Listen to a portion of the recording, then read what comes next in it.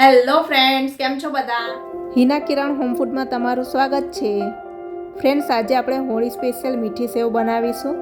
તો રેસીપી ગમે તો એક લાઈક આપીને શેર જરૂરથી કરજો. મીઠી સેવ બનાવવા માટે મેં 200 ગ્રામ સેવ લીધી છે. આ સેવને ડમરૂ સેવ તરીકે પણ ઓળખવામાં આવે છે, જે કોઈપણ પ્રોવિઝન સ્ટોરમાં મળી જતી હોય છે. તેમજ આ સેવ શેકેલી અને શેક્યા વગરની એમ બે જાતની મળતી હોય છે અને બંનેમાંથી તમે મીઠી સેવ બનાવી શકો છો. તો અહીં મેં જે સેવ લીધી છે તે શેકેલી સેવ છે. 2 કપ પાણી લીધું છે. 200 ગ્રામ સેવમાં આપણને 2 કપ પાણી જોઈશે.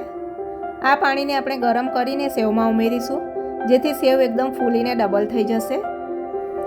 અડધો કપ ખાંડ લીધી છે. ખાંડની જગ્યાએ તમે ગોળ વાપરવાના હો તો 1/3 કપ ગોળને પાણીમાં ઓગાળીને પાણી ગરમ કરીને વાપરી શકો છો. 5 થી 7 બદામના વચ્ચેથી કટ લગાવીને 2 ટુકડા કરી લીધા છે. 8 થી 10 કાજુના ટુકડા કરી લીધા છે. સાથે 1/4 કપ ઘી લીધું છે અને 1 ટીસ્પૂન ઇલાયચી પાવડર લીધો છે.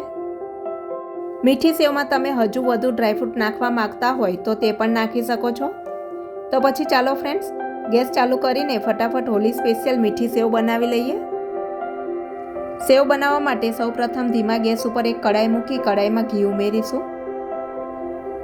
ઘી થોડું મેલ્ટ થાય એટલે તેમાં સેવ નાખીને સેવને 3 થી 4 મિનિટ જેવું શેકી લઈશું.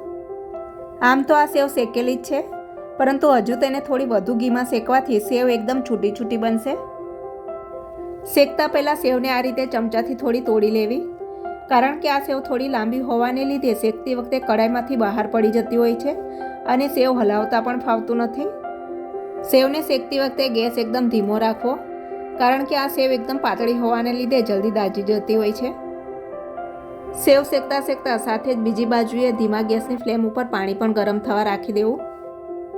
ફ્રેન્ડ્સ, આમ તો હોળીની સાંજે લગભગ બધા જ ગુજરાતી ઘરોમાં મીઠી સેવ તો અચૂક બનતી હોય છે, પરંતુ મીઠી સેવ સિવાય તમારા ઘરમાં હોળીની સાંજે તમે બીજું શું નવું બનાવો છો તે કોમેન્ટ કરીને મને જરૂરથી જણાવજો. મને ખૂબ જ આનંદ થશે.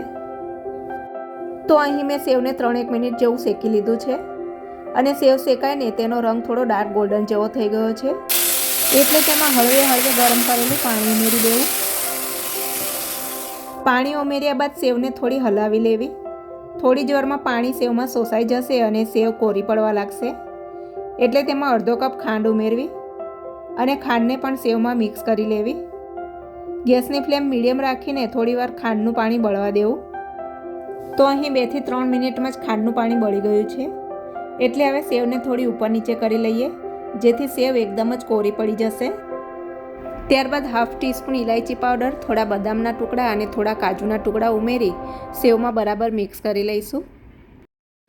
તો અહીં એકદમ ગરમા ગરમ સ્વાદિષ્ટ હોળી સ્પેશિયલ મીઠી સેવ બની ગઈ છે. તો ફ્રેન્ડ્સ, હોળીમાં દરેક ગુજરાતી ઘરમાં બનતી મીઠી સેવની આ રેસીપી જો તમને ગમી હોય તો વિડીયોને એક લાઈક આપીને શેર જરૂરથી કરજો. અને હિના કિરણ હોમ ફૂડ ચેનલ પર નવા હો તો ચેનલને સબસ્ક્રાઈબ કરી બાજુમાં રહેલા બેલ આઇકોનને પણ જરૂરથી દબાવજો, જેથી આવનારા નવા રેસીપી વિડીયો તમને સૌથી પહેલાં જોવા મળશે.